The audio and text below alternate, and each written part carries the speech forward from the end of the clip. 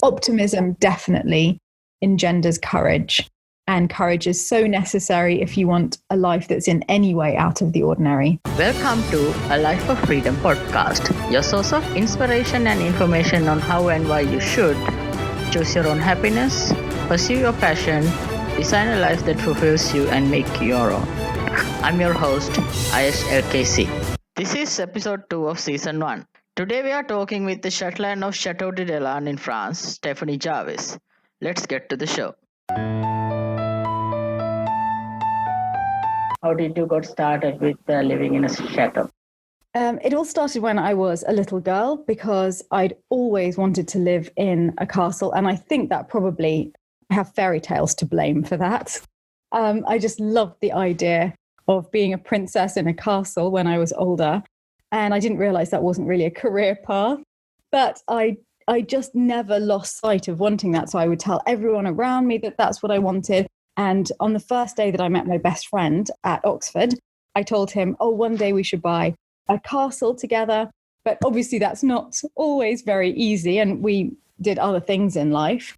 And then when we were 29 years old, we each had a small 2-bedroom flat in London.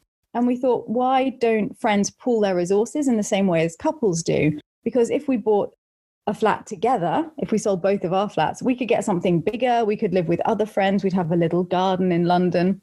And so we decided to do that, sold our flats, and then started to see what we could afford in London. And what we could afford in London was just very uninspiring. It's so expensive there.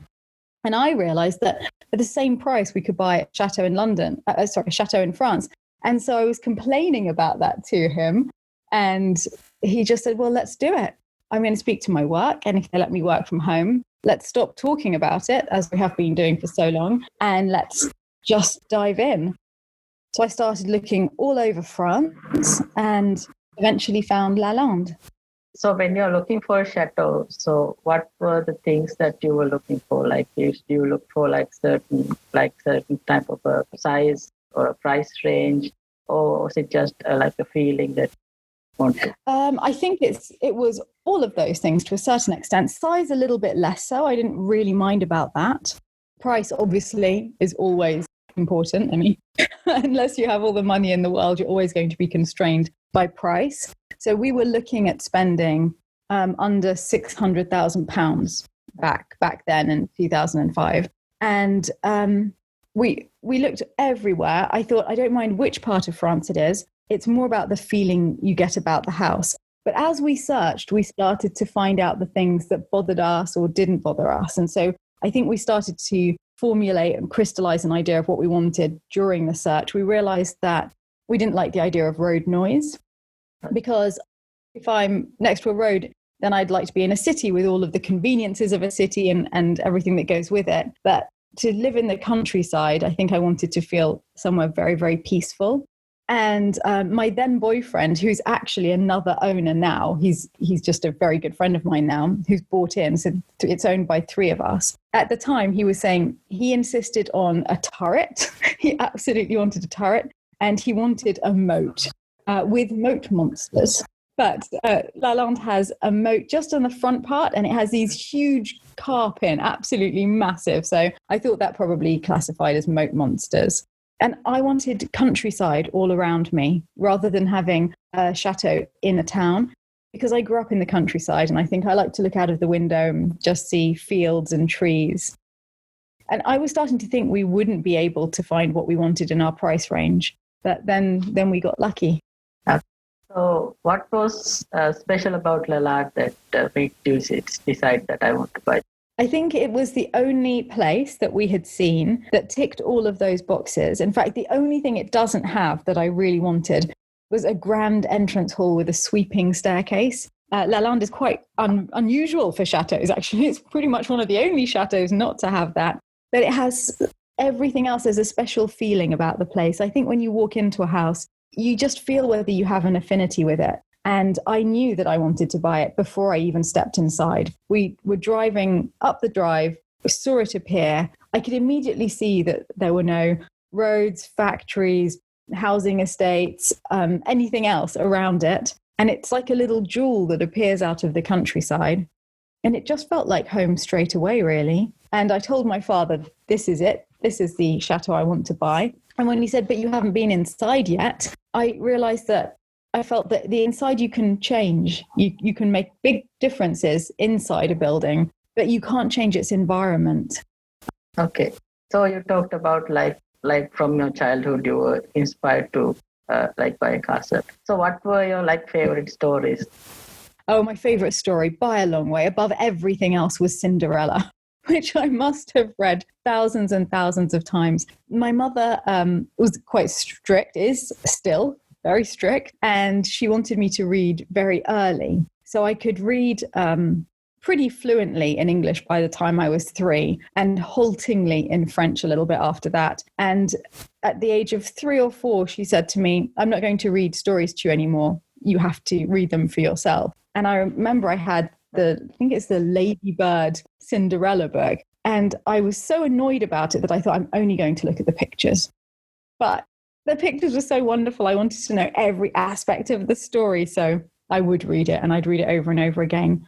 And wanting to create that fairy tale has always been my mission. But the fairy tale changes, obviously, as you get older. And I think that's part of it being successful, is when you realize that it's actually far more interesting if it isn't easy.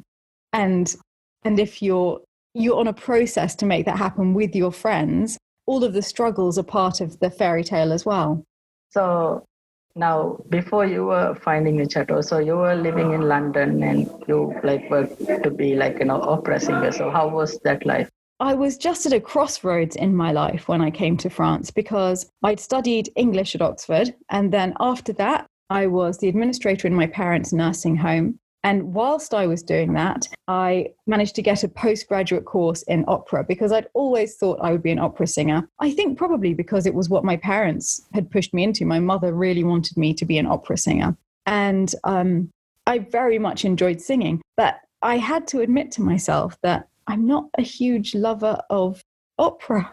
So it seemed madness to make a life out of something that I very much enjoyed doing, but didn't particularly enjoy immersing myself in the world of. I didn't really go to many operas. I didn't know who all the great conductors were. I wasn't listening to it in my spare time. I had to admit it wasn't a passion, whereas chateaus were a passion. In my spare time, I was looking at chateaus online and looking at interior design. And so in that respect, it wasn't hard for me to walk away from opera to do this. But it did mean that I was at this crossroads where if I was coming to France, there wasn't really anything else I was going to be able to do. And how was I going to make that into a career? And of course, the obvious when you're buying a chateau is do bed and breakfast just to try and get some money in, which is what I ended up doing at first. How do you feel about doing those opera singing as a job, not just as a passion? Well, if you love something and you have to make it into a living, I think there's a very big risk that you start to see it just as a job, and that it loses the special appeal that it had to you in the first place. And with opera, it didn't even have that special appeal in the first place. And making a career out of opera is extremely hard. I mean, it's very, very hard work. It's very uncertain work. It involves being able to travel all over the world to work anywhere that a role comes up and to live there whilst you need to. And therefore, you have a little bit less control over your own life in some ways. But that's true of anything that you really, truly want to do. And when I moved to France, it was very difficult. It was extremely uncomfortable. It was freezing cold. We fairly quickly ran out of money and were able to just about make ends meet with the bed and breakfast. But it's not easy. And I was here alone a lot of the time. But that never bothered me in the way that the downside of opera did. It never bothered me because I just loved it and I love being here. So I think finding a job, it's not about whether it's hard work or not. It's about whether it's worth it, whether the really hard work is worth it because you love what you're doing. So you also participated in the bread and breakfast show in France. So how was that experience? Everything at the chateau changed the moment I appeared in a television show in England and then also a television show in France. And the one in France was called Bienvenue chez nous. And it was the equivalent of the British Four in a Bed. I don't know if you'll have seen that, but it's 4 couples who own bed and breakfasts go around to each other's bed and breakfasts and mark each other on all sorts of aspects of it, things to do in the local area, the way it's run, the rooms. And everyone told me not to do it. I'd never seen the show when I agreed to it, but I'd had such a lovely experience doing the show in England, a different show, Escape to the Chateau DIY, that I just thought, oh, well, no, it's lovely and fun. And I decided that the couple that I would be in, because I'm single, would be my mother. And it would give me then a good opportunity to spend a lot of time with my mother and to visit the rest of France, because I think many of us are guilty of not visiting our own countries enough and not seeing the beauty of the countries that we live in. So I did that with my mother, and it was an unbelievable experience. I mean, I saw amazing places and also quite extraordinary places. The very first hotel that we went to, bed and breakfast, was a love hotel, they called it, for couples to find themselves again in their relationship. And my mother and I were sharing the Temptation Suite, which had a jacuzzi in it and a lot of red lighting. Not the sort of place I would usually go to with my mother in a million years. But that set the tone for a very, very strange week of filming. But it was a great deal of fun, and we were lucky enough to win the competition. And there was a lot of scandal around it, because there was another couple on the show who were recorded saying very, very nasty things about all of the other contenders, especially me and my mother. And in fact, I think that perhaps they were slightly manipulated into doing that. I've spoken to them since, and we're on good terms, but the whole country turned against them. And so all of France was talking about this show that we were in because of this couple who'd been really nasty. The woman was claiming she didn't know who Louis XIV was, which caused a scandal in France as well. And actually, the French public turned on them so much that I had to make a public statement saying that actually we were perfectly friendly, and could people stop being nasty to them? And then I spoke to them privately, and they were fine, and we're all good now. But I think because of that, all of that publicity helped a great deal, certainly with our bed and breakfast. Okay. So also you also participated in Escape to the Chateau DIY. So what was your experience with that? Escape to the Chateau DIY is undoubtedly the show that's transformed my life completely. One day I received a message through the Workaway site where people arrange to volunteer at places around the world. And it said, oh, hello, we're not actually volunteers. We're a production company. We're about to make a show in England about the restoration of French chateaus. If anyone you know is English involved in this, then please could you contact us? So I called them, and the very next day they set up a Skype interview.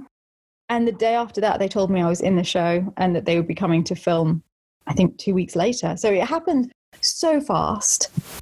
And then the show, when it came out, was the biggest hit in terms of new daytime shows for the last 10 years. And it was a completely unexpected hit because it was just a spin-off of another series. I thought it would be a tiny little thing, but it became huge. And I think it changed everything because I realized that I loved sharing life at the chateau with other people. I loved hearing their reactions. I loved getting their feedback. It made me feel so much less isolated when I'd been really in a very, very remote rural part of France, often by myself for about 12 years by that point. And it gave me the courage to start making vlogs because I was less shy about it because I'd been seen on TV. So I was getting used to hearing my voice. That's the hardest thing to get over at first. You probably feel that when you started doing the podcast. Yeah. But once I got used to that, I thought, okay, fine, I'll try and do this vlog. And then all of the Chateau's successes stemmed from that. Okay. So what were the years that you participated in? The year? I'm actually still participating. I think we're up to season 4 or 5 now, and we're still filming for the next season. And so, in fact, I've been taking part in this for about 3 years now, at least. Okay. So how was your experience with having volunteers? Volunteers were life-changing. At first, I arranged for volunteers to come, quite tragically, to have company, because after we moved in, Nicholas realized that he couldn't stay here. That's the best friend that I bought with. He actually couldn't stay here for work after all. He had to go back to work in London. So he'd fly out whenever he could, but I had to, man the fort literally. And then my father died 4 years after we bought, and my parents used to live with me a lot here. And after his death, my mother wonderfully met her new husband, Percy, who's just a lovely, lovely man. But it meant that my mother was in South Africa with her new husband. My father was obviously no longer with us. And Nick had gone back to London, and my then boyfriend lived and worked in Amsterdam. So I was alone in a 40-room castle in the middle of France, very isolated. And that was difficult for a while. Where was I going with it? What was the beginning question? Because I completely lost track of where I was going with it. Volunteers. Yes. So I heard about this volunteer system, and I thought, okay, well, I should contact and see if some people would like to come and hang out in the chateau. And I'm still in really good contact with the first 2 volunteers that arrived. It was a girl from New Zealand and a boy from California. And they were fantastic fun, absolutely wonderful. And I realized then also the help that they were doing in the house, because they turned up and said, oh, what are we here for? What work do you want me to do? I said, oh, I haven't really thought of anything. If you see anything that needs doing, go ahead and do it. But generally just relax. But in fact, they were super helpful, and I never look back. I've had volunteers here ever since. And it's part of life here. It's what gives the chateau its life. When you're doing the came to the Chateau DIY, you met with other chateau owners. So how was your experience meeting them? When we filmed the first season of Escape to the Chateau DIY, we all filmed in isolation. So I only met the camera woman and one producer. So it's 2 people who come to do all of the filming. It's very low key. It's the opposite of the French production, where there's a huge team of like 20 people. And so it's very real life. They just follow you around as you get on with what you're doing. But I thought it was a real shame at the end that I hadn't met any of the other chateau owners. And we're all starring in this show together, and none of us know each other.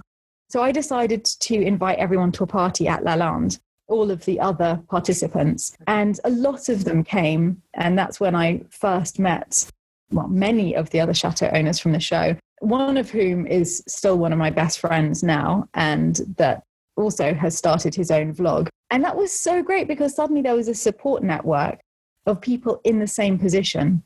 Because I think when people think of, who would live in these French chateaus, you imagine super rich people with a team of staff who deal with everything, like coming and going in their helicopters. And that couldn't be further from the reality. I mean, I'm sure there are a few people like that down in the amazing chateaus on the Côte d'Azur or something, but generally it's people like me who've just sunk all of their money into making a dream come true, and having to work to make it happen.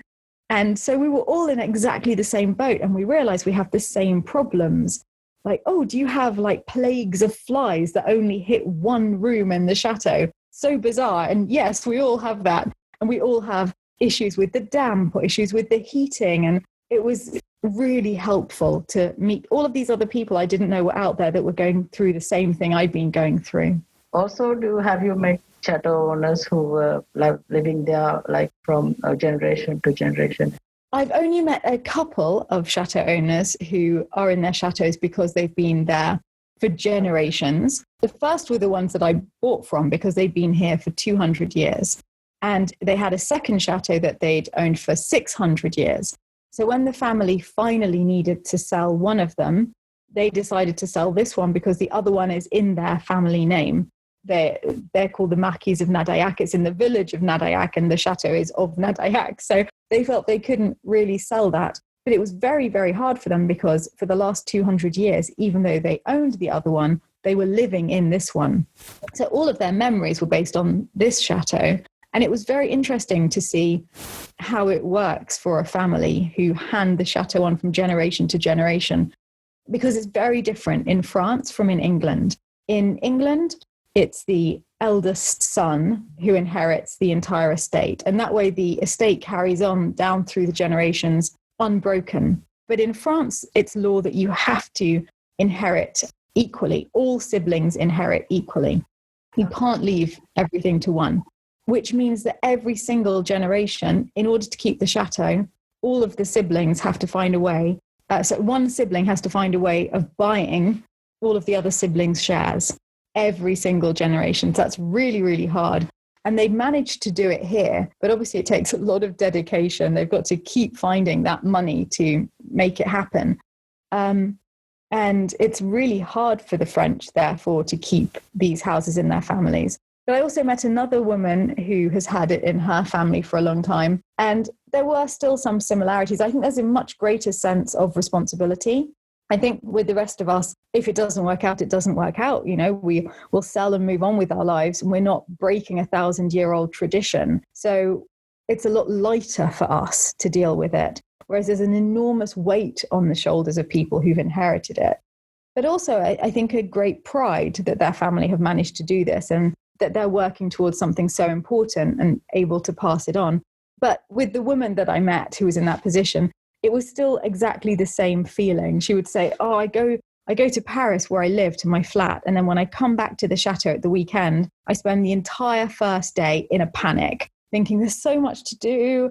I'll never get it done. I'm going to fail at this. And that's what we felt every single time we came back to this chateau after having a break as well. Because in the early days, you can imagine, you look around and you just think there isn't 1 square inch of this entire building that doesn't need work done to it. Not 1 square inch of ceiling, wall, floor, or exterior or roof that doesn't need to be redone. And that's really overwhelming at times. Okay. I also watch your Sundays at the Chateau.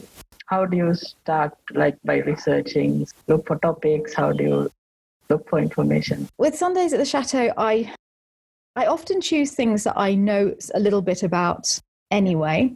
And then I just try and find as many books as I can on the subject.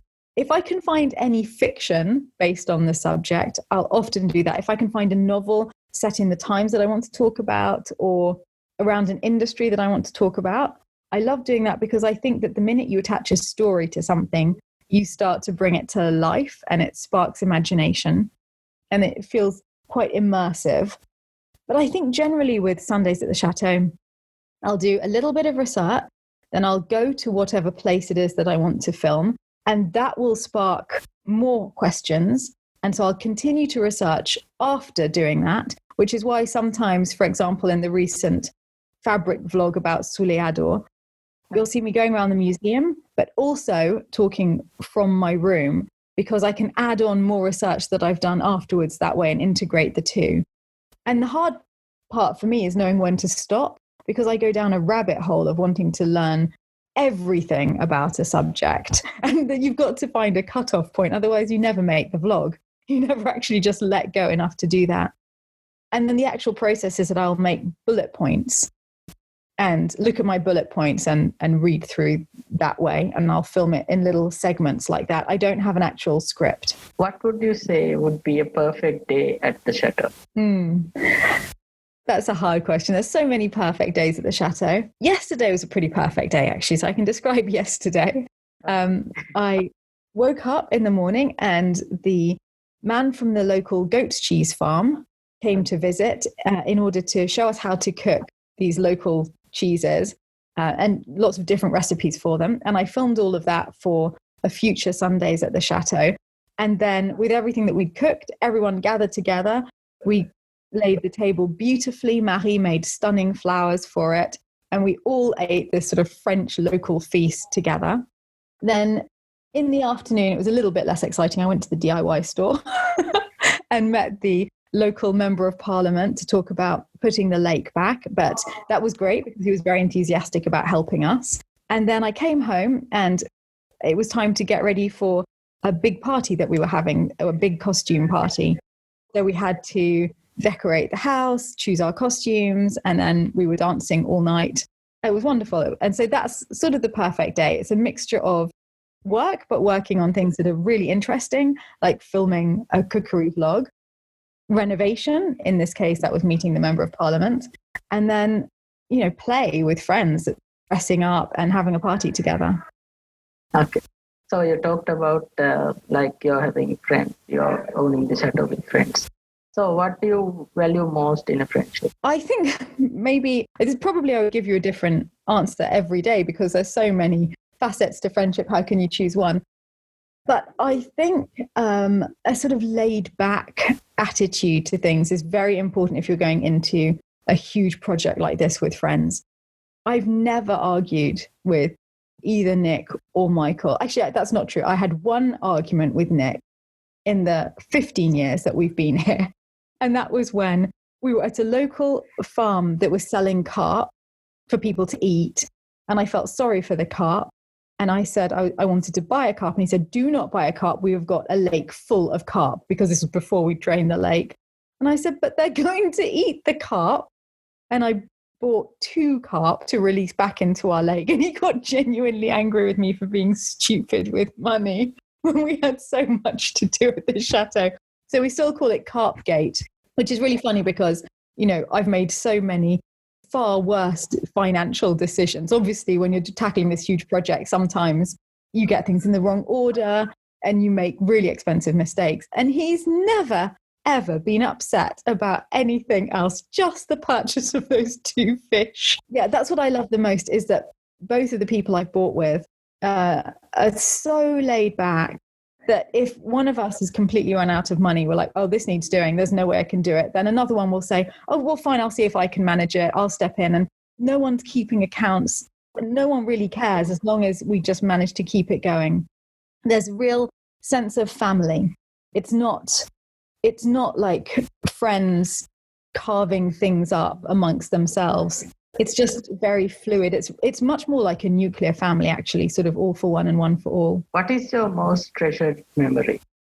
I don't even think I can answer that. My most treasured memory, it always comes down to the people. It's that I've been lucky enough to live with so many people in such a beautiful place. And I don't think that there's any one moment that sums that up. I often think of Christmases when we're all together around the tree. But it's probably parties, maybe our Easter parties, just because they represent everybody working on a goal together. And whilst we're doing that every day for the big goal that's the chateau, that crystallizes when we're all working towards a party, because you see the results so much quicker. And we never get, party planners in to come and decorate and then just turn up in ball gowns at the last minute. We spend the entire day making decorations, cooking all the food, doing everything, making our costumes, and then turning up and having the party at the end of it. So I think that the parties most sum up life here. What is your greatest strength and weakness, and how it helped you to become who you are? Oh my goodness, my greatest strength and my greatest weakness. Well, this is a question that I've had on my patron interviews. I think that my greatest strength and my greatest weakness are one and the same. And they are optimism. And that is an enormous strength in life, because it gives you the courage to leap into things because you think it's going to be fine. So optimism definitely engenders courage. And courage is so necessary if you want a life that's in any way out of the ordinary. At the same time, optimism can make you blind to some problems. And it can make you think that there isn't a serious problem where there is a serious problem. And you can also be too trusting because you're very optimistic about people as well. And whilst I would never change that, I think that's the nicest way to look at people. It means that I could sometimes trust too much. And for example, the water police who asked me to drain the lake, I was very trusting about what I was being told. And afterwards, it turned out that I did not need to drain the lake and I should not have trusted them. And 10 years later, I'm still trying to fix that problem, which I think was also engendered from the same kind of optimistic belief in people. How would you say, if you didn't have that as a strength or a weakness, how would you say if you weren't optimistic, how would your life? My life would be completely different, absolutely different. I would never, without optimism, have launched myself into a future where there was no clear way of how I would make my living. I would have I would have definitely got a job. I would probably become a lawyer, something very safe and sensible that also attracts me because I like logic. I like winning an argument. That's very interesting to me, and that would have been safe. So I would probably have gone into a career like that. So how would you like to be remembered for in next maybe 50 or 60 years? How would I like to be remembered? I think as someone kind, I think more than anything else, but also somebody who had the strength to make her vision a reality and to do that with the people that she loved. I think we would sum up here now. So you can share all from your YouTube, you have all and everything you can share, right? Well, if anyone is interested in seeing the life here at the chateau that we've built out of optimism and a little bit of madness, then it's on YouTube and it's called the Chateau Diaries. Thank you for agreeing to coming to this interview. So it's been an absolute pleasure. Yeah, it's been an absolute pleasure. So I really, really lovely meeting you and chatting to you. Yeah, it's great to meet you too. Thank you for listening to our conversation. Please leave a review or subscribe from wherever you listen to our podcast. See you next time.